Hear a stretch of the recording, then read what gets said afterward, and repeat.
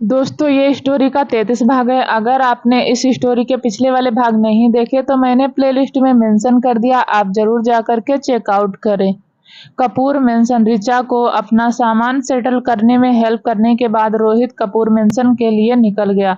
नीरज जी ने कहा, हाँ देखो रोहित आ गया है। रॉबिन मुस्कुराया और कहा, nice to meet you mister Kapoor. Neeraj ji ने कहा, अरे नहीं, मुझे अंकल बुलाओ। सूरज जी ने कहा, रोहित तुम जल्दी आ गए। रॉबिन ने सिर हिलाया और कहा, मैं आपसे कुछ बात करना चाहता था। नीरज जी ने उन दोनों की तरफ देखा और कहा, क्यों ना तुम दोनों टेरेस पर जाकर साथ में कुछ टाइम स्पेंड करो और बातें करो। सूरज जी ने सिर हिलाया और कहा, आओ रोहित चलो चलते हैं। टेरेस पर जाने के बाद वह दोनों चेयर पर बैठ गए और सूरज जी ने कहा, मुझे खुशी है कि तुम आए। रॉबिन ने कहा, मैं आना चाहता था। सूरज जी ने आह भरी और पूछा, क्या सालों पहले जो हुआ उसके लिए आप अब भी मुझे ब्लेम करते हैं? रोहित ने कहा, साल पहले जो हुआ उसके लिए मैं आप दोनों को ही ब्लेम करता हूँ। आप दोनों ने मेरा बचपन बर्बाद कर दिया। सूरज जी ने कहा, या तुम्हारी माँ की गलती नहीं है रोहित, या मैं था जो तुम दोनों को साथ नहीं रख सका। रॉबिन हंसा और कहा, देखिए आप अभी भी उनकी गलतियों को कवर करने की कोशिश कर रहे हो। सूरज जी ने कहा, सालों पहले जो हुआ उसके लिए मैं रिद्धिमा को कभी भी ब्लेम नहीं करता। रॉबिन मुस्कुराया और कहा, क्या होगा अगर मैं कहूँ कि वह अभी भी जिंदा है, कहीं कायर की तरह छुपी हुई है? यह सुनकर सूरज जी जम गए। सूरज जी ने कहा, रिद्धिमा जिंदा है? रॉबिन ने कहा, नाना जी की मौत के बाद मैंने अपने आदमियों को उन्हें ढूंढने को कहा, क्योंकि कहीं ना कहीं मुझे लगता था कि वह जिंदा है। लेकिन कुछ दिन पहले ही मेरे एक आदमी ने उसे कल ऑस्ट्रेलिया में कहीं देखा था। वे उसे ट्रैक करने की कोशिश कर रहे हैं। यह सुनकर सूरज जी हैरान हो गए और उन्होंने कहा, अगर वह उन्हें ढूंढ लेते हैं तो मैं उसे वापस लाने के लिए तुम्हारे साथ चलूंगा।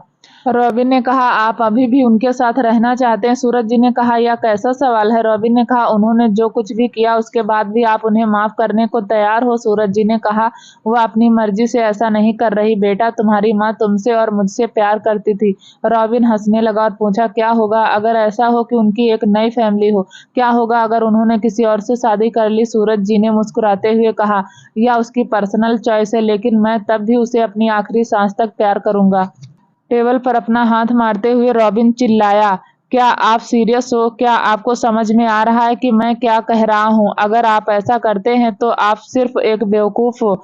वह नहीं आपसे प्यार करती हैं और ना ही मुझसे, वह हमसे छुपा रही हैं। मैं इतने सालों से आपको जानता हूँ, आपने उनकी वजह से बहुत सफर किया और मैंने भी, लेकिन उन्होंने क्या किया? मुझे बताइए पापा, उन्होंने क्या किया? क्या किया उन्होंने? इतना कहकर वह जमीन पर बैठ गया और रोने लगा। सूरज जी ने जल्दी से उसे गले लगाया और कहा, ठीक है बेटा, मैं अब यहाँ तुम्हारे साथ हूँ, हम सब कुछ संभाल लेंगे। उसे वापस गले लगाते हुए रॉबिन ने पूछा, जब मुझे आपकी सबसे ज्यादा जरूरत थी तब आप कहाँ थे?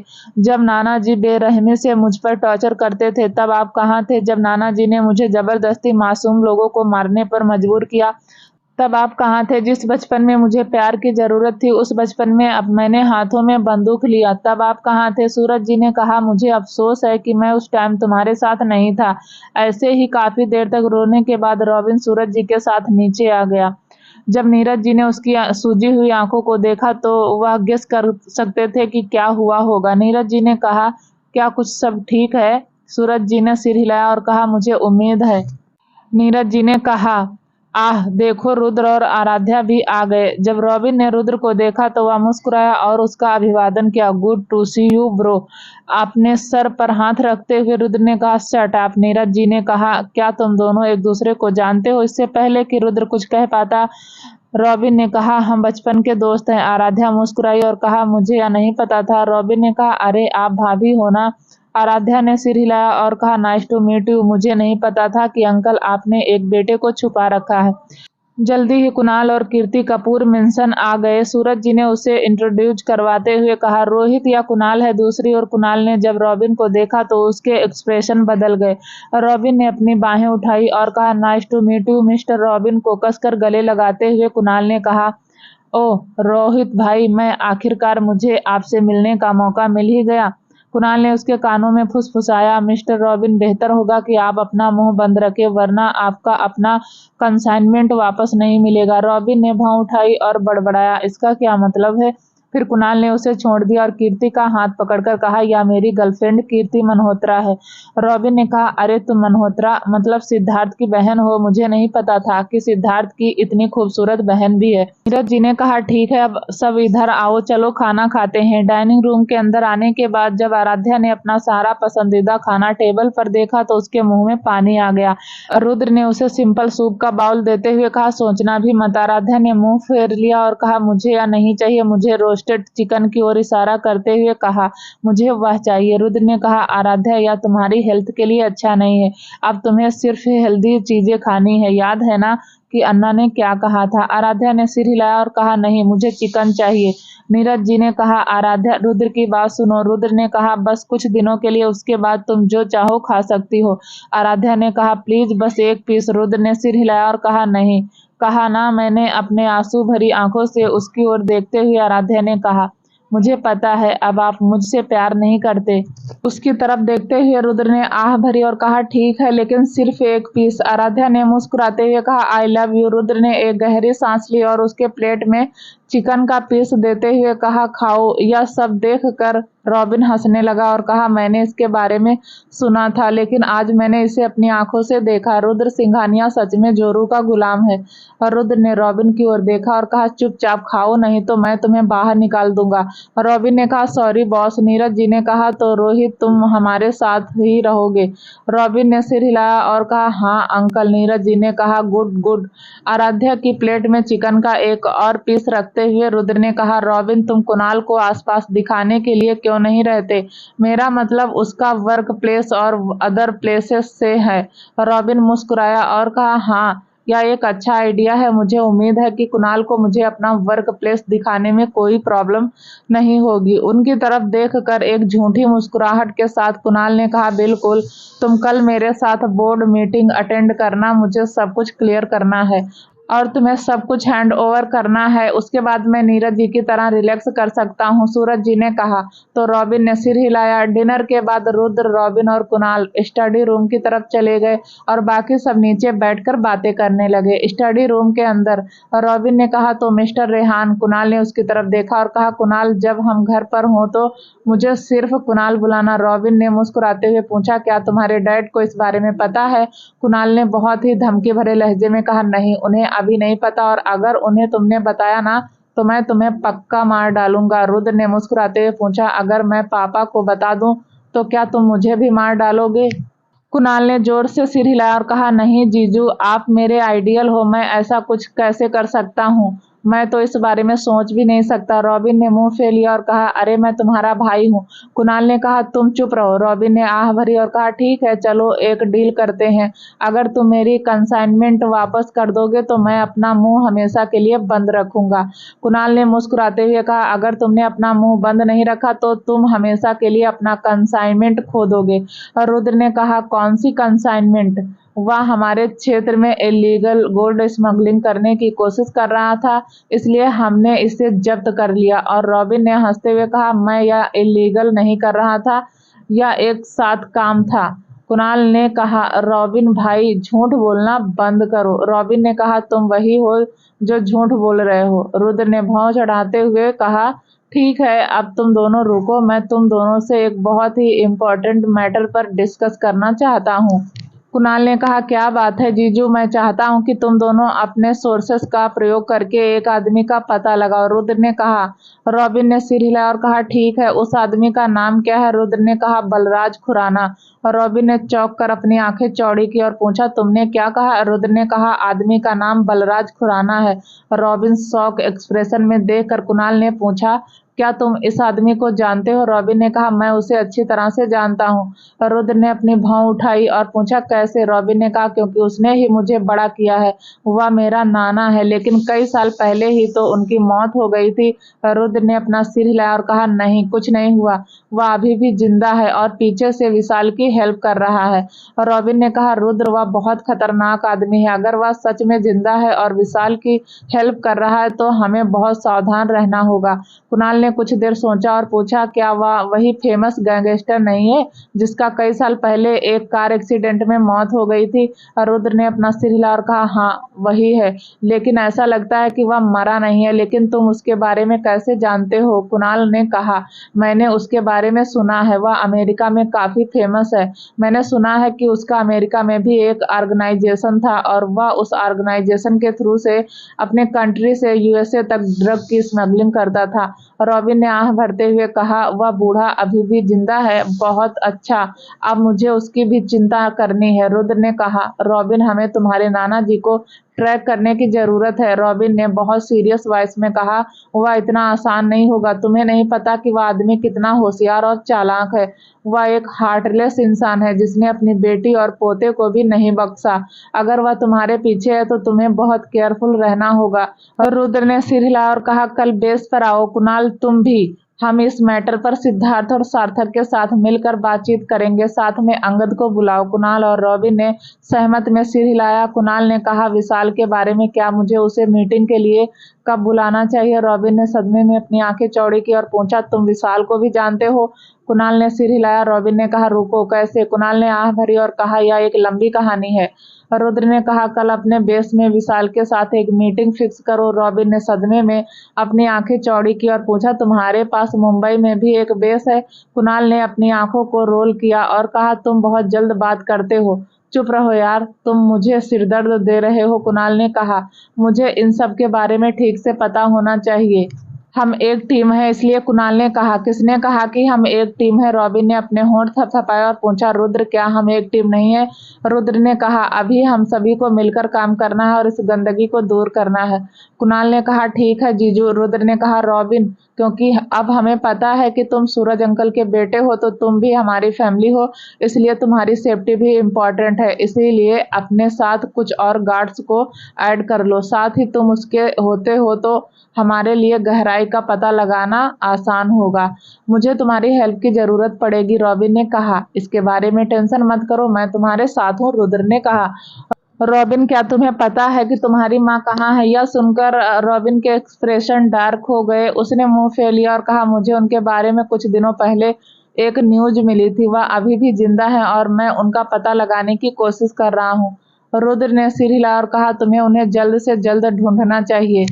मेरा मानना है कि वह तुमसे ज्यादा जानती हैं। रॉबिन ने कहा, मैं पूरी कोशिश करूंगा। रॉबिन और कुणाल के साथ कुछ बातों पर डिस्कस करने के बाद रुद्र आराध्या के साथ कपूर मेंशन से चला गया। कार के अंदर रुद्र ने कहा, तुम चाहो तो तुम सो सकती हो। आराध्या ने सिर हिलाया और कहा, इट्स ओके। रुद्र ने कहा, क्या हुआ आराध्या? आराध्या ने आह भरी और कहा, कुछ नहीं। उसे अपनी बाहों में खींचते हुए रुद्र ने कहा, मुझे पता है कि तुम्हें क्या परेशान कर रहा है। कुछ भी नहीं होने वाला है, ठीक है? वह ठीक होने वाली है। हम हर उस बात को फॉलो कर रहे हैं जो अन्ना ने हमें बताई थी, इसलिए टेंशन मत करो, सब ठीक होगा। रुद्र ने कहा, किसी भी चीज के बारे में मत सोचो और इसके अलावा सिंघानिया फैमिली का वारिस है और सिंघानिया इतना कमजोर नहीं है। आराध्या ने हंसते हुए कहा, यह देखिए, आप बहुत अपने आप की तारीफ कर रहे हैं। रुद्र ने मुस्कुराते हुए कहा, मैं एक सच्चाई बता रहा हूँ। आराध्या ने कहा, I love you mister husband. Rudra ने कहा, आई लव यू मोर।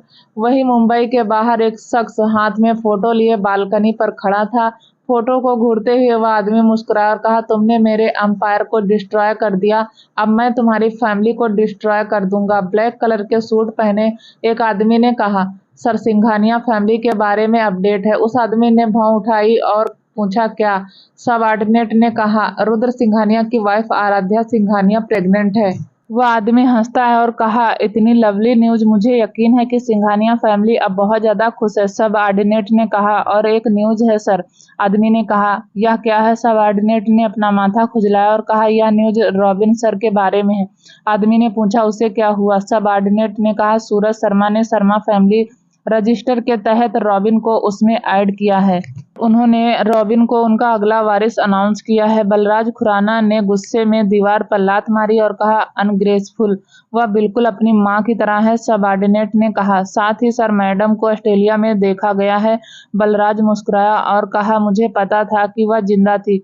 उसे ढूंढो और उसे मेरे पास लाओ। सब ऑर्डिनेट ने सिर हिलाया और पूछा, सर, रॉबिन सर के बारे में क्या? बलराज ने कहा, उसे अपने पापा के साथ कुछ क्वालिटी टाइम स्पेंड करने दो, जितना वह कर सके। आखिर में उसे मरना ही तो है। फिर अपनी जेब से लाइटर निकालते हुए बलराज खुराना ने फोटो को जला दिया और कहा, अशोक सिंघानिया, तुम्हारी खुशी का दिन खत्म हो गया। मैं वह सब कुछ लेने के लिए वापस आ रहा हूँ जो तुमने मुझसे छीना था।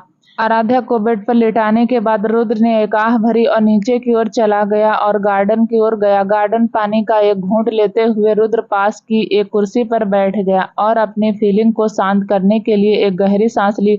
वह बच्चे के लिए काफी नर्वस और डरा हुआ था। इसे खोने का ख्याल भी उसके दिल को दुखा रहा था, लेकिन वह कुछ कर नहीं सकता था। वह किसी भी तरह से आराध्या की जान को जोखिम में नहीं डाल सकता था।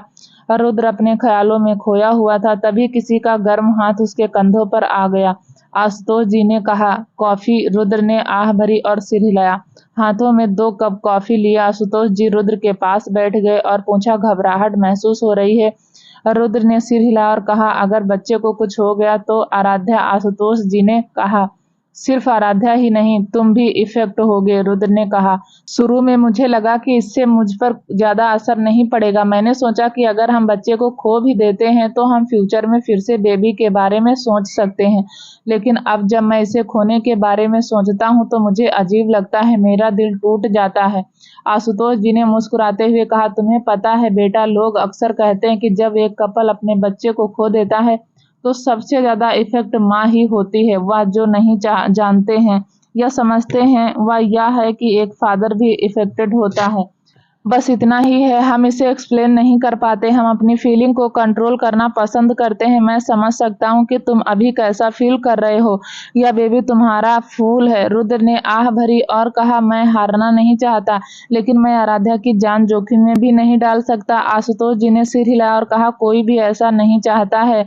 हम सभी चाहते हैं कि आराध्या सेफ रहे। हाँ, हम एक ग्रैंड चाइल्ड चाहते हैं। मैं भी तुम्हारे बेटा या बेटी को प्यार करना चाहता हूँ, लेकिन आराध्या की जिंदगी को जोखिम में डालकर नहीं। रुद्र ने कहा, अगर बच्चे को कुछ हो जाता है तो मुझे नहीं पता कि मैं आराध्या को कैसे संभालूंगा।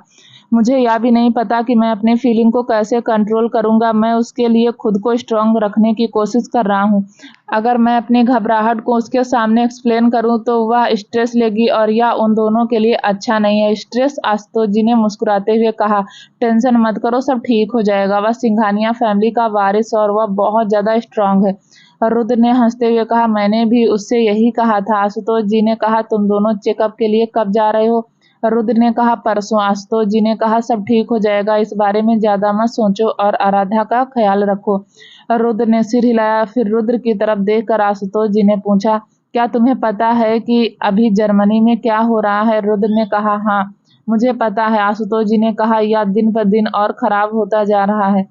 रुद्र ने सिर हिलाया, मुझे पता है। आशुतोष जी ने कहा, हमें कुछ करना होगा, नहीं तो जर्मनी में हमारे पावर पर इफेक्ट पड़ेगी। रुद्र ने कहा, अभी चीजें काफी उलझी हुई हैं, क्या होगा अगर यह मुझे फंसाने के लिए एक जाल है? आशुतोष जी ने सिर हिलाया और कहा, हाँ, मुझे पता है, लेकिन यह हमारी फैक्ट्री में काम कर रहे इनोसेंट पीपल को अपडेट कर रहा है। हमें उन्हें रोकना होगा। रुद्र ने कहा, आह भरी और कहा, ठीक है, मैं फ्राइडे को जर्मनी के लिए फ्लाइट लूंगा। आशुतोष जी ने सिर हिलाया और कहा, तुम्हें यहीं रहना होगा। इस सिचुएशन में तुम्हें यहाँ पर रहने की जरूरत है।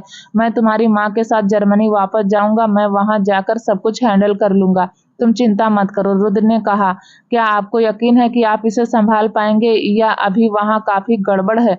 आशुतोष जी ने अपनी भौं ऊपर उठाई और पूछा, क्या तुम भूल गए कि मैं कौन हूँ? रुद्र ने हंसते हुए कहा, हाँ, मुझे पता है कि आप कौन हो। मैं आपके और मॉम के लिए टिकट बुक करा दूंगा। आशुतोष जी ने अपनी सीट से उठने से पहले कहा, अब ऊपर जाओ और अपनी वाइफ का ख्याल रखो। रुद्र भी वहां से उठते हुए बोला, आप भी दूसरी तरफ विशाल की हवेली। विशाल ने कहा, क्या तुम्हें पता चला कि रिचा का रॉबिन से क्या कनेक्शन है? सब ऑर्डिनेट ने सिर हिलाया और कहा, नहीं सर। टेबल को गुस्से से पटकते हुए विशाल चिल्लाया, रिचा को अभी के अभी यहाँ लाओ। सब ऑर्डिनेट डर गया और कहा, आई एम सॉरी सर, लेकिन रिचा मैम अब अपने पुराने अपार्टमेंट में नहीं रह रही हैं। वह आज सुबह हमारे जाने के बाद बाहर चली गई। विशाल ने मुंह फेर लिया और कहा, मेरे लिए कुछ शराब लाओ। जब विशाल सिद्धार्थ और वैशाली को अलग करने में फेल हो गया तो उसने ऋचा की हेल्प लेने का डिसाइड किया। विशाल यह जानता था कि ऋचा मल्होत्रा इंडस्ट्रीज में काम कर रही है और वह काफी हाई पोस्ट पर है। वह किसी भी तरह से ऋचा को मल्होत्रा इंडस्ट्री डिस्ट्रॉय करने के लिए कन्विंस करना चाहता था, लेकिन रॉबिन की अनएक्सपेक्टेड प्रेजेंट से सब कुछ बर्बाद हो गया। रॉबिन जब तक ऋचा के साथ था तब तक विशाल जानता था कि वह उसके साथ कुछ नहीं कर सकता, लेकिन उसे मल्होत्रा इंडस्ट्रीज डिस्ट्रॉय करने के लिए ऋचा की हेल्प की बहुत जरूरत थी। विशाल को रेड वाइन का गिलास देते हुए सबऑर्डिनेट ने कहा, सर हमें ब्लैक गैंग की तरफ से एक मैसेज मिला है। विशाल ने कहा, उन्होंने क्या कहा? सबऑर्डिनेट ने कहा, वह कल दोपहर 3 बजे आपसे मिलना चाहते हैं। विशाल ने कहा, कौन सा रेस्टोरेंट? सबऑर्डिनेट ने कहा, उनके बेस। विशाल ने भौं चढ़ाते हुए पूछा, उनका मुंबई में भी एक बेस है? सबऑर्डिनेट ने सिर हिलाया और कहा, उन्होंने अपना मेन बेस अमेरिका से मुंबई में शिफ्ट कर दिया है। विशाल ने भौं ऊपर उठाई और पूछा, क्यों? सबऑर्डिनेट ने सिर हिलाया और कहा, सर कोई नहीं जानता, लेकिन ऐसा सुनने में आ रहा है कि मिस्टर रेहान ने ही अपना बेस मुंबई में शिफ्ट करने का डिसीजन लिया है। विशाल ने कहा, रेहान ब्लैक गैंग के पीछे का मास्टरमाइंड? सबऑर्डिनेट ने सिर हिलाया और कहा, हाँ सर। विशाल ने कहा, ठीक है, क्योंकि उन्होंने हमें मौका दिया है, हमें इसका यूज करना चाहिए। उनके लिए कुछ गिफ्ट का अरेंजमेंट करो। सबऑर्डिनेट ने सिर हिलाया और चला गया। विशाल को रेहान से मिलकर उसे अपने बिजनेस में हेल्प करने के लिए मनाना था। विशाल जानता था कि ब्लैक गैंग एक सिर्फ 2 लोगों के इशारों पर चलता है, एक रेहान और दूसरा अंगद। अंगद ने वह सब कुछ किया जो रेहान ने उससे कहा, इसलिए विशाल के लिए रेहान को मनाना बहुत इम्पोर्टेंट था। दूसरी तरफ सिंघानिया पैलेस अपने बेडरूम में वापस आने के बाद जब रुद्र ने बेड पर आराध्या को नहीं देखा तो वह हैरान रह गया। आराध्या, रुद्र चिल्लाया। तभी तौलिए से अपना चेहरा पोंछते हुए आराध्या बाथरूम से बाहर आई। उसकी ओर दौड़ते हुए रुद्र ने पूछा, क्या तुम ठीक हो? क्या तुम हॉस्पिटल जाना चाहती हो? आराध्या ने सिर हिलाया और कहा, मैं ठीक हूँ, आप सही थे, मुझे वह रोस्टेड चिकन नहीं खाना चाहिए था। उसकी पीठ थपथपाते हुए, इट्स ओके, बस कुछ और महीने, उसके बाद सब कुछ ठीक हो जाएगा, आराध्या ने कहा। मुझे भी यही उम्मीद है। रुद्र ने उसे बेड की तरफ ले जाते हुए कहा, आओ सो जाओ। आराध्या ने अपना सर रुद्र के सीने पर रखते हुए पूछा, क्या आप हमारे कॉलेज के रियूनियन के लिए मेरे साथ जाना चाहते हैं? रुद्र ने अपना गला साफ किया और कहा, हाँ बिल्कुल। आराध्या मुस्कुराई और कहा, ठीक है, तो फिर मैं वहां पर जाकर आपको सबसे मिलवाऊंगी। रुद्र ने हंसते हुए कहा, अब तक पूरा इंडिया जानता है कि मैं तुम्हारा हस्बैंड हूँ। आराध्या ने कहा, मेरे ऐसे ही दोस्त हैं जो इंडिया से बाहर हैं। रुद्र ने कहा, ठीक है, रियूनियन अभी भी 2 महीने बाद है, इसलिए इसके बारे में ज्यादा मत सोचो। अचानक कुछ सोचकर आराध्या ने सदमे में अपनी आंखें चौड़ी की और कहा, ओ गॉड, क्या पहनूंगी? मेरा मतलब है कि मेरा बेबी बम्प तब तक बड़ा हो जाएगा, मैं गाउन कैसे पहनूंगी? रुद्र हंसते हुए कहा, अच्छा तो तुम मेरे कपड़े पहन सकती हो। रुद्र को घूरते हुए आराध्या ने कहा, मजाक करना बंद कीजिए, मैं सीरियस हूँ। उसके पेट को सहलाते हुए रुद्र ने कहा, अच्छा तुम दोनों बहुत खूबसूरत दिखोगे, चाहे तुम कुछ भी पहनो, लेकिन अगर तुम अभी भी इस बारे में टेंशन ले रही हो तो मैं अंशिका से तुम्हारे लिए कुछ डिजाइन करने के लिए कहूंगा। ठीक है, आराध्या ने कहा, और आप क्या पहनेंगे? रुद्र ने कहा, कुछ भी ठीक रहेगा। आराध्या ने कहा, ठीक है, तो फिर आप अंशिका से हम दोनों के लिए किसी तरह का मैचिंग आउटफिट डिजाइन करने के लिए कहो। रुद्र ने सहमत में सिर हिलाया। अचानक रुद्र के सीने पर हाथ फेरते हुए आराध्या ने कहा, मुझे क्यूरियोसिटी हो रही है, क्या वह अजीब टोपी वाला आदमी रियूनियन में आएगा या नहीं, और अगर वह आता है तो मैं और वैशाली उसका अजीब चेहरा जरूर देखेंगे, साथ में आपको भी दिखाएंगे। रुद्र ने कहा, कुछ मैं क्यों लगता है कि उसका चेहरा अजीब है? आराध्या ने कुछ देर सोचा और कहा, अगर वह अजीब नहीं होता तो अपना चेहरा क्यों छुपाता? रुद्र ने अपने आप को प्रोटेक्ट करने के लिए कहा, हो सकता है कि वह लो प्रोफाइल रखना चाहता हो। आराध्या ने मुंह फेर लिया और पूछा, आप उसको प्रोटेक्ट क्यों कर रहे हैं? रुद्र ने कहा, मैं किसी को प्रोटेक्ट नहीं कर रहा हूँ, मैं बस इतना कह रहा हूँ कि किसी के अपीयरेंस को देखकर हमें उसे जज नहीं करना चाहिए। हो सकता है कि वह एक अच्छा लड़का हो जो लो प्रोफाइल रखना पसंद करता हो। आराध्या ने हंसते हुए कहा, हाँ हो सकता है, लेकिन वह सच में बहुत अजीब था। आप जानते हैं, एक दिन मैं वैशाली के साथ अपने डिपार्टमेंट में जा रही थी और वह अजीब टोपी वाला लड़का एक बेंच पर बैठा था और कुछ पढ़ रहा था। फिर अचानक उसने एक पेज फाड़ दिया और अपना आधा चेहरा उस किताब से और बाकी आधा चेहरा उस पेपर के टुकड़े से ढक दिया। अब आप मुझे बताओ कि एक नॉर्मल इंसान ऐसा कुछ करेगा? आराध्या की बात सुनकर रुद्र सोचने लगा कि उस दिन असल में हुआ क्या था। रुद्र को पता चला कि आराध्या किस टाइप के डिपार्टमेंट में जाएगी, इसलिए रुद्र उसके खूबसूरत चेहरे को देखने के लिए घंटों बेसब्री से उसके क्लास के बाहर बैठा रहता था। लेकिन उस दिन उसके गाल पर एक पिंपल हुआ था। पहले तो उसने सोचा कि आज वह आराध्या को देखने नहीं जाएगा, लेकिन बाद में जब वह खुद को कंट्रोल नहीं कर पाया तो वह उसे देखने चला गया। वह सिर्फ उसे देखने के लिए एक किताब पढ़ने की एक्टिंग कर रहा था, लेकिन आराध्या वैशाली के आने के बाद आराध्या की खूबसूरती में इतना खो गया कि अपने पिंपल के बारे में भूल ही गया। जब वह आराध्या को निहारने में बिजी था तभी आराध्या उसकी तरफ मुड़ गई। वह नहीं चाहता था कि उसका आराध्या चेहरा देखे, इसलिए उसने किताब से और पेपर से अपना चेहरा ढक लिया। अपना गला साफ करते हुए रुद्र ने कहा, हो सकता है कि उसके पास अपने रीजन हो, अब ज्यादा बात मत करो और सो जाओ। आराध्या ने शिकायत की, लुक एज यू, आपको मेरी साइड होना चाहिए, लेकिन आप उस अजीब लड़के की साइड ले रहे हैं। रुद्र ने पूछा, ठीक है, वह टोपी वाला लड़का बहुत ज्यादा अजीब है और बदसूरत है, तुम बिल्कुल सही हो। अब खुश? आराध्या ने अपनी आंखें बंद करने से पहले कहा, बहुत खुश।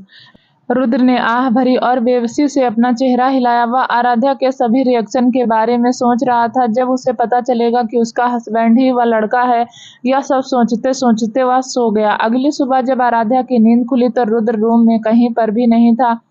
तभी एक मेड सूप और वेजिटेबल के साथ रूम के अंदर आई। मेड ने कहा, गुड मॉर्निंग मैम। आराध्या ने मुस्कुराते हुए कहा, गुड मॉर्निंग, क्या तुम्हें पता है कि रुद्र कहाँ है? मेड ने कहा, सर आज जल्दी चले गए हैं, उन्होंने मुझे आपका ब्रेकफास्ट लाने के लिए कहा और यह भी कहा कि वह शाम को आएंगे। आराध्या ने कहा, ठीक है तुम जा सकती हो, मैं खा लूंगी। ब्रेकफास्ट करने के बाद और फ्रेश होने के बाद आराध्या नीचे आ गई। जब आराध्या नीचे आई तो उसने देखा अक्षित डाइनिंग टेबल पर अकेला बैठा था और अपने चॉकलेट मिल्क को एंजॉय कर रहा था। आराध्या ने उसके गालों पर किस करते हुए कहा, गुड मॉर्निंग अक्षित। अक्षित ने कहा, गुड मॉर्निंग। आराध्या मुस्कुराई और पूछा, तुम्हारी दादी और मॉम कहाँ है? अक्षित ने कहा, दादी दादाजी के साथ बाहर गई और मॉम अंदर है। आराध्या ने पूछा, तो अक्षित आज क्या कर रहा है? अक्षित ने कहा, अक्षित मॉम के साथ शॉपिंग करने जा रहा है। आराध्या मुस्कुराई और कहा, यह तो अच्छी बात है, तो फिर अक्षित मेरे लिए क्या लेकर आएगा? अक्षित ने कुछ देर बाद सोचा और कहा, मैं अपने छोटे भाई के लिए कुछ खिलौने खरीद लूंगा। आराध्या ने हंसते हुए पूछा, अक्षित छोटी बहन नहीं, एक छोटा भाई चाहता है? अक्षित तो अपना सिर हिलाया और कहा, हाँ। आराध्या ने कहा, गुड।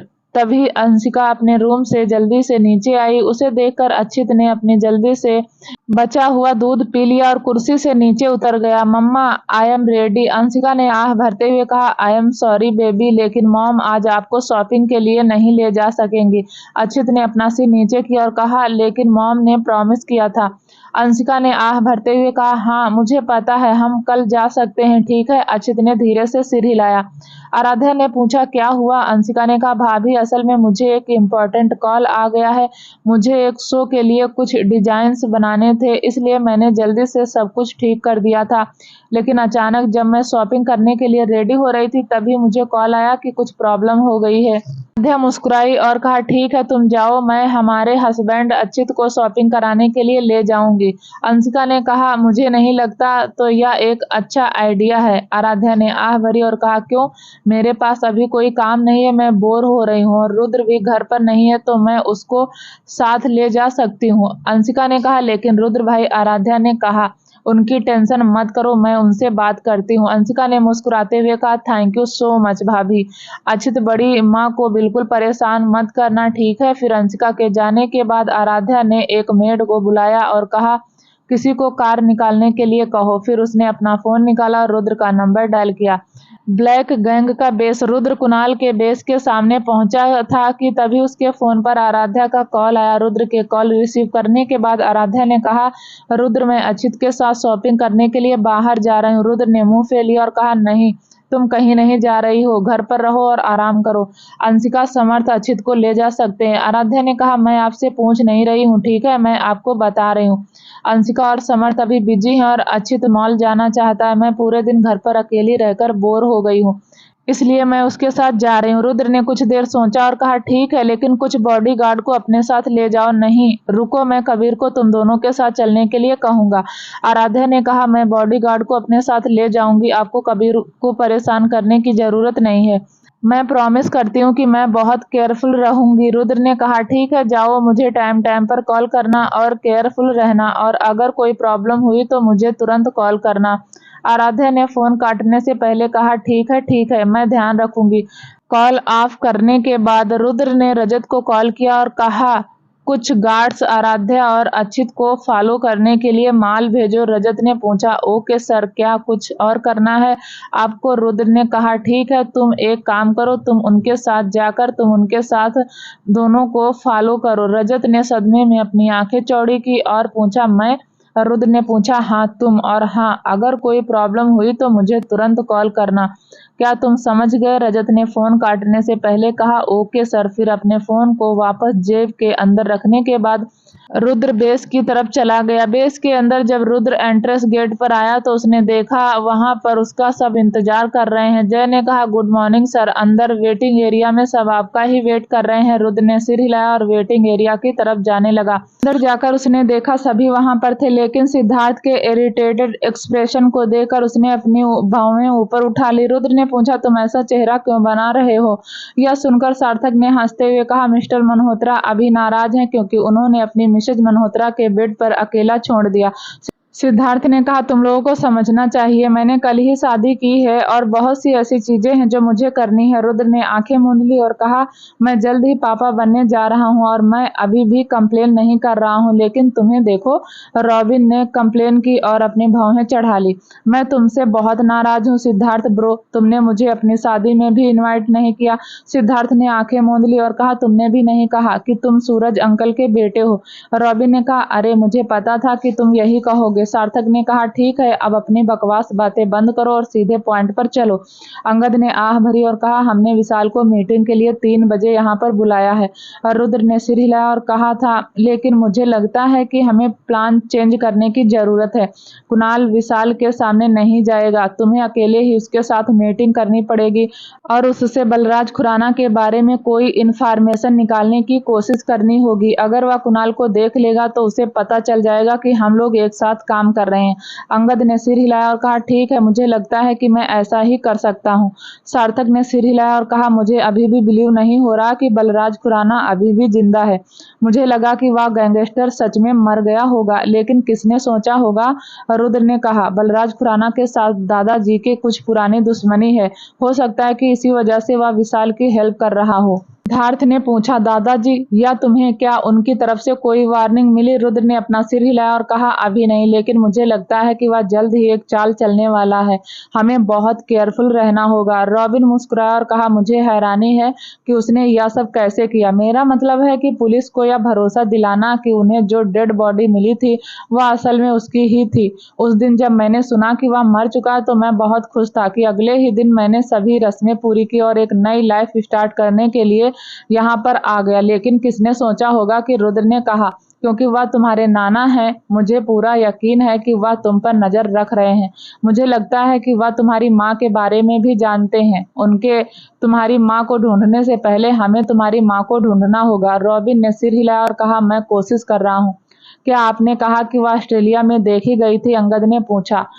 रॉबिन ने सिर हिलाया। अंगद ने कहा ग्रेट, मेरा एक फ्रेंड है जिसकी ऑस्ट्रेलिया में बहुत अच्छी पावर है, हो सकता है कि वह हेल्प कर सके।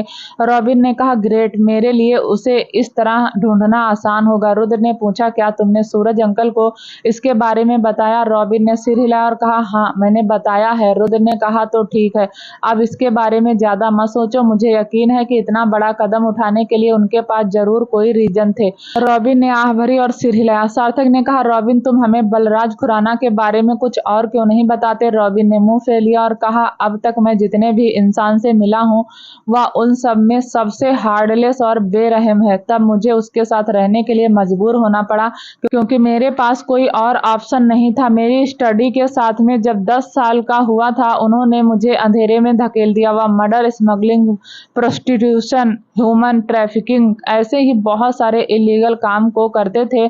उनके पास उनका नाम एक स्पेशल फोर्स था। उसमें कई एक great bodyguard association sharp shooter शामिल थे। वह कहते थे कि उसका उनका ट्रेजर है। कुणाल ने पूछा, लेकिन तुम्हारे नाना जी की मौत के बाद उस स्पेशल फोर्स का क्या हुआ?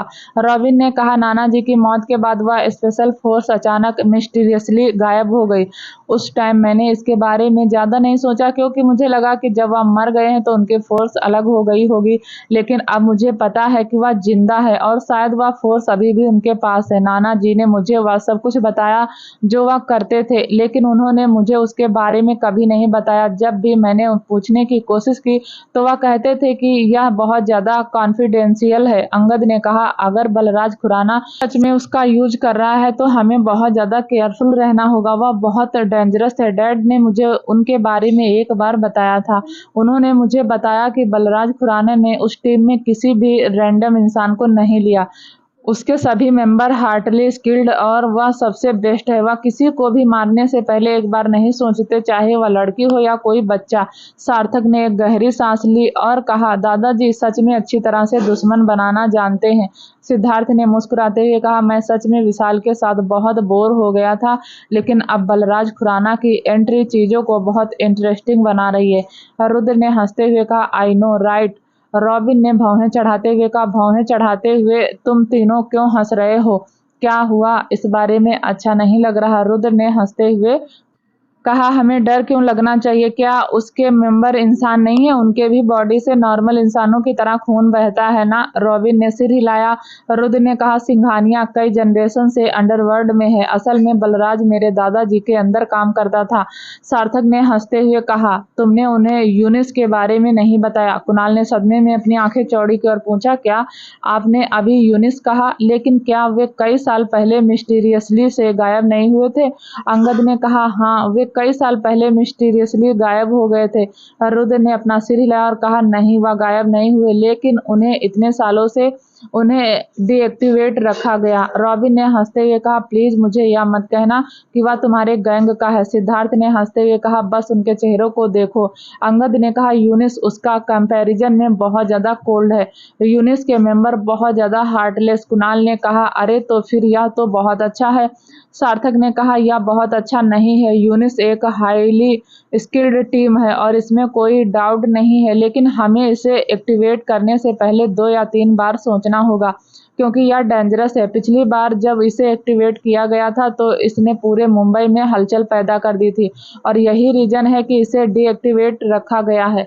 सिद्धार्थ ने कहा, सार्थक सही कह रहा है, यूनिस को एक्टिवेट करना हमारा आखिरी ऑप्शन है। रुद्र ने अपना सिर हिलाया और कहा, अगर बलराज खुराना हमें हराने के लिए उसका इस्तेमाल करता है तो हमारे पास यूनिस को फिर से एक्टिवेट करने के अलावा और कोई ऑप्शन नहीं।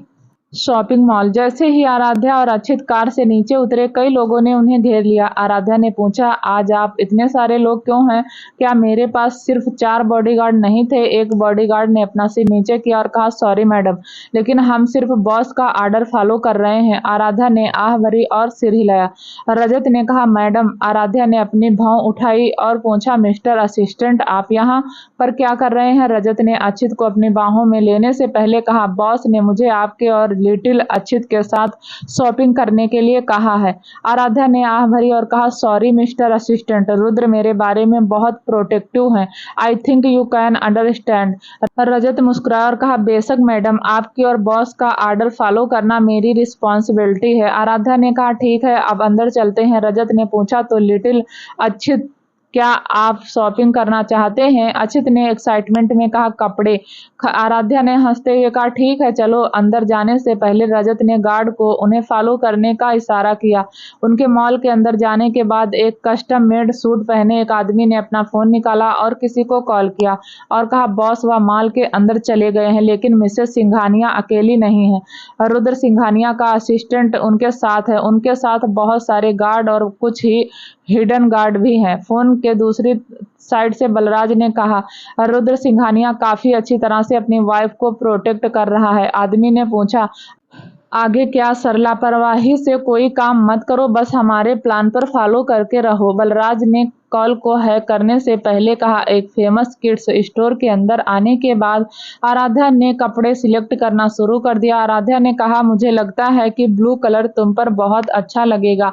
अक्षित ने मुस्कुराते हुए कहा, अक्षित पर हर कलर क्यूट लगता है। आराध्या ने हंसते हुए उसके गाल खींचे और कहा, देखो तुम अपनी तारीफ कर रहे हो, तुम बिल्कुल रुद्र की तरह लग रहे हो। अक्षित ने कहा, मैं बड़ा होकर बिल्कुल उनके जैसा बनना चाहता हूँ। आराध्या मुस्कुराई और पूछा, तुम उनके जैसा क्यों बनना चाहते हो? अक्षित ने तो कहा, मामू बहुत कूल, हैंडसम और स्मार्ट है।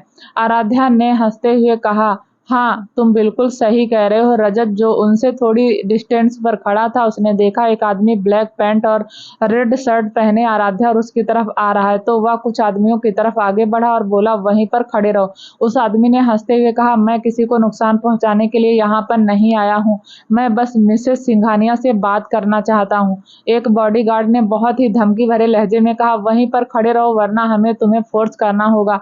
आराध्या ने उनकी तरफ देखकर पूछा, क्या हुआ? तभी दो और बॉडीगार्ड आराध्या और अक्षित के सामने आ गए और उन्हें प्रोटेक्ट करने लगे। वह आदमी मुस्कुराया और बोला, तुम लोग बहुत ज्यादा कर रहे हो, मुझे बस उनसे बात करनी है। और रजत ने कहा, तुम मरना चाहते हो ना? उस आदमी ने हंसते हुए कहा, रुद्र सिंघानिया के लोग बहुत शॉर्ट टेम्पर्ड हैं। रजत ने मुंह फेर लिया और पूछा, तुम कौन है? इसमें कोई फर्क नहीं पड़ता, मैं बस थोड़ी देर के लिए मिसेस सिंघानिया से बात करना चाहता हूँ।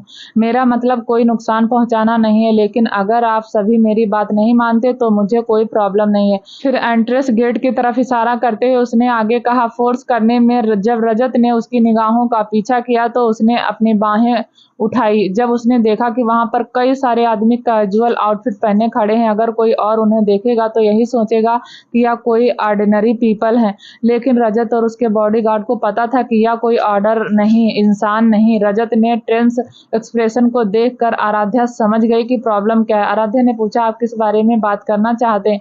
वह आदमी मुस्कुराया और कहा, मुझे मानना पड़ेगा मिसेस सिंघानिया, तुम सबसे बहुत ज्यादा इंटेलिजेंट हो। आराध्या ने अपनी आंखें खोली और कहा, बकवास बातें बंद करो और मुझे बताओ कि तुम क्या चाहते हो। अक्षित की ओर इशारा करते हुए आदमी ने कहा, क्यों ना हम कहीं और जाकर बात करें, हम लिटिल सिंघानिया को डराना नहीं चाहते हैं। कुछ देर सोचते हुए आराध्या ने कहा, ठीक है। रजत ने कहा, लेकिन मैडम। आराध्या ने कहा, इट्स ओके मिस्टर असिस्टेंट, मैं गार्ड को अपने साथ ले जाऊंगी। फिर अक्षित के बालों को सहलाते हुए आराध्या ने कहा, अक्षित तुम आंटी के साथ अंदर जाकर कपड़े सिलेक्ट करो, मैं थोड़ी देर में वापस आ जाऊंगी। अक्षित ने सिर हिलाया और एक फीमेल अटेंडेंट के साथ अंदर चला गया। आदमी ने कहा, सिंघानिया फैमिली लिटिल सिंघानिया का बहुत ख्याल रख रही है, यह जानने के बाद भी कि वह उनका खून नहीं है। आराध्या ने अपनी आंखें सिकोड़ ली और कहा, तुम जैसे लोग इन बातों को कभी नहीं समझ पाओगे। अब जो कहना है जल्दी से कहो, मेरे पास तुम लोगों के लिए पूरा दिन नहीं है।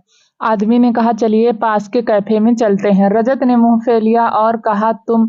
आराध्या ने कहा, इट्स ओके मिस्टर असिस्टेंट, आप यहाँ पर अक्षित के लिए कुछ लोगों को छोड़ दीजिए और आप सभी मुझे फॉलो कीजिए। उस आदमी ने हंसते हुए कहा, क्या आप डर रहे हैं कि मैं आपको या फिर आपके बच्चे को नुकसान पहुंचाऊंगा? आराध्या उस आदमी की बातों को सुनकर जम गई। उसके फ्रेंड और फैमिली मेंबर के अलावा किसी को उसकी प्रेगनेंसी के बारे में नहीं पता था। यह आदमी नॉर्मल आदमी नहीं था। आदमी ने कहा, ठीक है चलिए। यह सुनने के बाद रजत और बाकी गार्ड आराध्या के साथ उसे प्रोटेक्ट करते हुए चलने लगे। वह किसी भी तरह से उसे आराध्या के करीब नहीं आने देना चाहते थे। पास का कैफे आराध्या और वह आदमी एक टेबल पर बैठे थे। रजत और बाकी गार्ड्स उनके पीछे बैठ गए। कैफे के बाहर कुछ गार्ड खड़े थे और वह आदमी आराध्या को छूने की भी कोशिश करता है, तो वह सब प्रोटेक्ट करने के लिए रेडी थे। आदमी ने कहा, मैं आज बहुत गलत महसूस कर रहा हूँ, मैं सिर्फ मिसेस सिंघानिया से थोड़ी देर बात करना चाहता था, लेकिन आप सब मेरे साथ टेररिस्ट जैसा बिहेवियर कर रहे हैं। आराध्या मुस्कुराई और कहा, मैं इसके बारे में कुछ नहीं कर सकती, आपको अच्छी तरह से पता है ना रुद्र सिंघानिया कैसे हैं?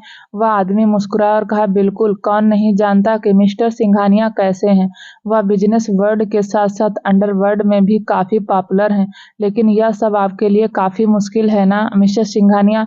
मेरा मतलब है कि यह सब कपूर फैमिली के बिल्कुल अपोजिट है, उन सभी के हाथ खून से सने हुए हैं।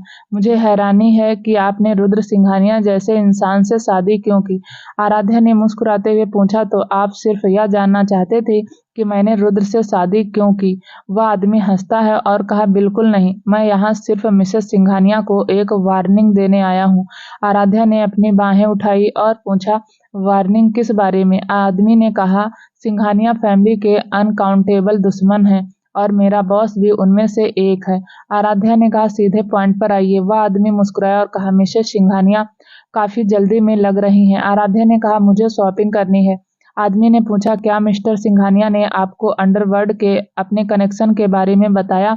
आराध्या मुस्कुराई और कहा, हाँ, उन्होंने बताया। उस आदमी ने अपनी भौं उठाई और पूछा, लेकिन क्या उसने आपको बताया कि अंडरवर्ल्ड में उसका पोजीशन क्या है या लोग उसे क्या कहते हैं? आराध्या मुस्कुराई और कहा, नहीं, उन्होंने नहीं बताया। लेकिन तुम मुझे क्यों नहीं बताते? उस आदमी ने हंसते हुए कहा, वह अंडरवर्ल्ड का किंग है। यह सुनकर आराध्या ने अपनी भौहें उठाई लेकिन कुछ नहीं कहा। आदमी ने पूछा, शॉक्ड? लेकिन जब फिर भी आराध्या ने कुछ नहीं कहा तो उस आदमी ने आगे कहा, उसके अनकाउंटेबल दुश्मन हैं और आप प्लेन बैकग्राउंड से बिलोंग करती हैं। मुझे नहीं लगता कि आप उसके गंदे कामों का हिस्सा बनना चाहेंगी। बेशक आप इन सब की वजह से अपनी और अपने बच्चे की जान जोखिम में नहीं डालना चाहेंगी। आराध्या ने हेल्पलेसली से अपना सिर हिलाया और पूछा, क्या आप किसी तरह से विशाल से कनेक्टेड हैं? मुझे लगता है कि मैं सही कह रही हूँ। हाँ, बिल्कुल, उसके जैसी बात कर रहे हैं। उस आदमी ने मुंह फेर लिया और कहा, मैं यह सिर्फ आपके वेलफेयर की बात कर रहा हूँ। आराध्या ने पूछा, वेलफेयर? अगर ऐसा है तो मुझे आप जैसे वेलफेयर की जरूरत नहीं है। और क्या आप और मेरे हस्बैंड एक जैसे नहीं है? मेरा मतलब है कि मेरा हस्बैंड जो बिजनेस करता है, क्या आप भी वह बिजनेस नहीं करते? क्या आपका हाथ खून से सना नहीं है? क्या आपका कोई दुश्मन नहीं है? वह आदमी बोला, मैं। आराध्या ने कहा, हाँ, आपका भी है। तो आपको मेरे हस्बैंड के बारे में इस तरह बात करने का कोई राइट नहीं है। आप तो ऐसे बात कर रहे हैं जैसे मेरा हस्बैंड कोई रेपिस्ट या मर्डरर है। आदमी ने पूछा, तो आपको उसकी रियल आइडेंटिटी की बिल्कुल भी परवाह नहीं? क्या आप उसके दुश्मनों के बारे में नहीं सोच रही हैं जो आपको या आपके बच्चे को नुकसान पहुंचा सकते हैं? आराध्या मुस्कुराई और कहा, यह थोड़ी देर पहले ही आपने नहीं कहा कि वह अंडरवर्ल्ड के किंग? अगर ऐसा है तो सोच लो, क्या किंग को हराना आसान होगा? क्या उसके दुश्मनों के लिए उसे नीचे गिराना आसान होगा? खैर, अगर यह इतना आसान होता तो आप आज यहाँ पर नहीं होते और ना ही मुझे डराने की कोशिश करते। जब आराध्या को उसकी ओर से कोई जवाब नहीं मिला तो वह हंसी और बोली, अब आप कुछ भी नहीं कहना चाहते? ओ गॉड, क्या मैंने आपको डरा दिया? जब पीछे बैठे रजत और बॉडीगार्ड ने उनकी बात सुनी तो वह अपनी हंसी को कंट्रोल नहीं कर पाए। अपनी सीट से उठकर आराध्या ने कहा, अगर आपको इतना ही कहना है तो थैंक यू मेरा टाइम वेस्ट करने के लिए। और मुझे डर नहीं है क्योंकि मेरा किंग अपनी क्वीन और अपने फ्यूचर हायर को। लेकिन फिर भी आपके साथ कन्वर्सेशन के लिए थैंक यू। मुझे यह जानकर बहुत अच्छा लगा कि मेरे हस्बैंड के दुश्मन मेरी बहुत परवाह करते हैं। यह बात मेरे दिल को छू गई। जब उसके पास और कहने के लिए कुछ नहीं बचा था तो वह आदमी अपनी कुर्सी से उठा और आराध्या को एक ब्लू एनवल देते हुए कहा, क्या मिसेस सिंघानिया इसे अशोक सिंघानिया को देने में मेरी हेल्प कर सकती हैं? यह सुनकर आराध्या आगे बढ़ी, उस आदमी के हाथ से लिफाफा लिया। आदमी ने कहा, आपके साथ मीट करके काफी अच्छा लगा। मुझे उम्मीद है फ्यूचर में हम फिर मिलेंगे। रजत ने आराध्या को बाहर ले जाने से पहले कहा, मैडम चलिए। आराध्या के जाने के बाद उस आदमी ने अपनी जेब से अपना फोन निकाला और किसी को कॉल किया। आदमी ने कहा, सर, मैंने एनवलप मिसेस सिंघानिया को दे दिया। बलराज खुराना ने मुस्कुराते हुए कहा, गुड। उसका रिएक्शन कैसा था? आदमी ने कहा, नॉर्मल। उसके एक्सप्रेशन में थोड़ा सा भी चेंज नहीं आया। टारगेट काफी स्ट्रांग है? बलराज खुराना ने पूछा। मैंने सोचा था कि वह कम से कम पैनिक होगी। वैसे भी क्योंकि सारे काफी स्ट्रांग है तो हमें उसके अकॉर्डिंग ही प्लानिंग करनी पड़ेगी। अब तुम कहाँ जा रहे हो? आदमी ने कहा, नेक्स्ट टारगेट। बलराज खुराना ने कहा, मैं चाहता हूँ कि तुम सबसे पहले अंशिका सिंघानिया के पास जाओ, उसके बाद सिद्धार्थ मल्होत्रा की वाइफ और सार्थक मित्तल की गर्लफ्रेंड से मिलो। आदमी फोन काटने से पहले कहा, ओके सर। उस आदमी से बात करने के बाद बलराज ने फोन फेंक दिया और एक गहरी सांस ली। उसने इंटरनेशनली अपने सबसे भरोसेमंद आदमी को आराध्या को चेक करने भेजा था क्योंकि उसे पता था कि रुद्र सिंघानिया की वाइफ स्ट्रांग है। जब उसने सुना कि आराध्या का बैकग्राउंड एकदम प्लेन है तो उसने सोचा कि उसे डराना आसान होगा, लेकिन वह गलत था। बलराज यह जानता था कि सिंघानिया फैमिली की वीकनेस उनकी वाइफ थी, चाहे वह अशोक सिंघानिया हो या फिर रुद्र सिंघानिया। वह सब अपनी वाइफ से बहुत प्यार करते थे और इसी चीज का फायदा बलराज उठाना चाहता था। वह यह भी देखना चाहता था कि सिद्धार्थ मल्होत्रा और सार्थक मित्तल अपने लवर से कितना प्यार करते हैं। दूसरी तरफ कैफे से बाहर आने के बाद रजत ने कहा, मैडम। आराध्या ने कहा, इट्स ओके मिस्टर असिस्टेंट, मैं डरी हुई नहीं हूँ या कुछ ऐसा भी नहीं है, मैं बस थोड़ा थका हुआ महसूस कर रही हूँ। रजत ने सिर हिलाया और कहा, ठीक है मैडम, अब हम घर जा सकते हैं। आराध्या ने कहा, पहले मुझे कुछ अचित के लिए शॉपिंग करने में हेल्प करना है। रजत ने उसे स्टोर की ओर ले जाने से पहले कहा, मैं आपकी हेल्प कर दूंगा। वहीं दूसरी तरफ जब विशाल उनके बेस पर पहुंचा तो अंदर वेटिंग रूम में उसका वेट अंगद कर रहा था। बाकी सब दूसरे रूम में थे। सिद्धार्थ ने पूछा, क्या तुम्हें लगता है कि उसे शक होगा? रुद्र ने अपना सिर हिलाया और कहा, उसके उस छोटे दिमाग के साथ मुझे नहीं लगता। सिद्धार्थ ने कहा, इसे ऑन करो। कुणाल ने सिर हिलाया। वेटिंग रूम के अंदर जब विशाल वेटिंग रूम के अंदर आया तो अंगद ने कहा, आप 30 सेकंड लेट हैं मिस्टर विशाल। विशाल मुस्कुराया और कहा, सॉरी, मुझे उम्मीद है मैंने ज्यादा देर मिस्टर ओबराय को वेट नहीं कराया। अंगद मुस्कुराया और कहा, बेशक आपने किया, लेकिन फिर भी बैठ जाओ। विशाल ने सिर हिलाया। अंगद ने पूछा, तो आप मुझसे क्यों मिलना चाहते थे? विशाल ने पूछा, क्या मैंने किसी भी तरह से मिस्टर ओबराय को अपसेट किया है? उसकी बात सुनकर अंगद ने हंसते हुए कहा, मुझे तो पहले ही आपके इन सेंटेंस के बारे में पता भी नहीं था। विशाल ने पूछा, तो क्या आप प्लीज मुझे बताएंगे, मैं जो आपके एरिया में बिजनेस चलाता हूँ उसमें आप इतना इंटरेस्ट क्यों ले रहे हैं? अंगद ने हंसते हुए कहा, सबसे पहले तो मुझे आपका चेहरा पसंद नहीं है, दूसरी बात यह कि आप उन सभी बिजनेस को इलीगली चला रहे हैं। विशाल ने पूछा, और मेरा जो लीगल बिजनेस है उन सब के बारे में क्या? अंगद ने अपने होंठ थपथपाए और कहा, मैंने उन्हें भी डिस्ट्रॉय कर दिया क्योंकि मुझे आपका चेहरा बिल्कुल भी पसंद नहीं। क्या यह रीजन काफी नहीं है? यह सुनकर विशाल ने गुस्से में अपने दांत पीस लिए। फिर अंगद को एक नकली मुस्कान पास करते हुए उसने कहा, बिल्कुल, लेकिन क्या आपको नहीं लगता कि आप बहुत ज्यादा नीड हो रहे हैं? मेरा मतलब है आप जैसे किसी इंसान के लिए जो ब्लैक गैंग की तरह इतना बड़ा ऑर्गेनाइजेशन चलाता है। यह शर्म की बात है कि आप जैसे एक आदमी को मुझ जैसा ही ऑर्डिनरी पर्सन डेंजरस लग रहा है। अंगद ने हंसते हुए कहा, डेंजरस? आप सच में बहुत ज्यादा सोचते हैं। यहाँ तक कि मेरे बेस का एक ऑर्डिनरी टॉयलेट क्लीनर भी आपसे ज्यादा डेंजरस है। विशाल ने मुंह फेर लिया और पूछा, फिर आप ऐसा क्यों कर रहे हैं? अंगद ने कहा, आप बहुत लकी हैं कि मैंने आपसे मिलने का फैसला किया और मैंने उस प्रॉपर्टी को नहीं छुआ जो आपके पास अमेरिका में है। कुछ देर रुक कर अंगद ने आगे कहा, लेकिन अगर आप मुझे किसी के बारे में एक छोटी सी इंफॉर्मेशन देते हैं तो मैं आपकी प्रॉपर्टी को छोड़ सकता हूँ। विशाल ने पूछा, कौन सी इंफॉर्मेशन? अंगद ने पूछा, मैं चाहता हूँ कि आपका बलराज खुराना के साथ क्या कनेक्शन है? विशाल ने मुंह फेर लिया और पूछा, आपको कैसे पता? अंगद ने अपना सिर हिलाया और कहा, ऐसा कुछ भी नहीं है जो मैं आपके बारे में नहीं जानता। तो क्यों ना आप मुझे उस आदमी के बारे में बताएं और बदले में मैं कुछ दया दिखाऊं आप पर। विशाल ने गहरी सांस ली और कहा, मैं बलराज खुराना को नहीं जानता। अंगद ने कहा, मिस्टर विशाल, मुझे झूठ से सख्त नफरत है। फिर जेब से अपना फोन निकालते हुए उसने आगे कहा, आपकी बर्बादी मेरे एक फोन कॉल पर टिकी है और यह बात अच्छी तरह से आप जानते हैं ना? विशाल ने कहा, मैं उसे पर्सनली नहीं जानता, लेकिन वह मुझे कभी कभी फोन करता है। अंगद ने अपनी भौहें उठाई और पूछा, क्यों? विशाल ने कहा, वह मेरे साथ काम कर रहा है। मेरा मतलब है कि मैं उसके साथ काम कर रहा हूँ। वह सिंघानिया को बर्बाद करना चाहता है और मैं भी, इसलिए हम एक साथ काम कर रहे हैं। अंगद ने कहा, इंटरेस्टिंग, मैंने आपको वह सब कुछ बताया जो मैं अब जानता हूँ। अब प्लीज, विशाल ने कहा। अंगद ने अपना सिर हिलाया और कहा, मैं वह सब कुछ जानता हूँ जो आप बलराज खुराना के बारे में जानते हैं, एवरी सिंगल इंफॉर्मेशन। आप दोनों कैसे मिले और वह आगे क्या प्लान बना रहा है, सब कुछ। विशाल ने कहा, जब मैं आपको सब कुछ बता दूंगा तब क्या आप मुझे और मेरे बिजनेस को छोड़ देंगे? अंगद ने मुस्कुराते हुए कहा, हाँ, मैं छोड़ दूंगा, लेकिन तुम्हें सब कुछ सच बताना होगा। विशाल ने आह भरी और कहा, मैं कुछ साल पहले बलराज खुराना से मिला था। मुझे लगता है आपको पता है कि बलराज खुराना कौन है। मैं सही कह रहा हूँ ना? वह एक फेमस गैंगस्टर है। कुछ साल पहले कुछ सिचुएशन की वजह से उसे अपनी मौत का ड्रामा करना पड़ा। उसके बाद वह वहां से चला गया। काफी टाइम फॉरेन में रहने के बाद उसने वापस लौटने का फैसला किया। वह सिंघानिया फैमिली को पूरी तरह से बर्बाद करना चाहता है, लेकिन वह ऐसा क्यों चाहता है मुझे इसके बारे में कोई आइडिया नहीं है। बलराज खुराना फिर से अपना ऑर्गेनाइजेशन बना रहा है। अंगद ने पूछा, वह अभी कहाँ पर है? विशाल ने कहा, वह पहले मुझे बता नहीं रहा था, लेकिन पिछली बार जब मैंने उससे पूछा तो उसने मुझसे कहा वह मुंबई में ही है। अंगद ने सिर हिलाया और पूछा, उसकी एक बेटी भी थी? मैं ठीक कह रहा हूँ ना? विशाल ने सिर हिलाया और कहा, हाँ आप सही कह रहे हैं। अंगद ने पूछा, उसका क्या हुआ? विशाल ने कहा, वह कुछ साल पहले मर चुकी है। अंगद ने कहा, ठीक है, अब आप जा सकते हो। विशाल मुस्कुराया और वहां से उठते हुए बोला, मैंने आपके लिए और आपके फ्रेंड रिहान के लिए कुछ गिफ्ट खरीदे हैं। मुझे उम्मीद है कि आप दोनों को यह पसंद आएगा। और कहा, थैंक यू आपके प्रोसेसियर गिफ्ट के लिए, या फिर मैं कहूँ ब्राइड। विशाल ने कहा, तो मेरा बिजनेस? अंगद ने कहा, मैं इसके बारे में सोचूंगा।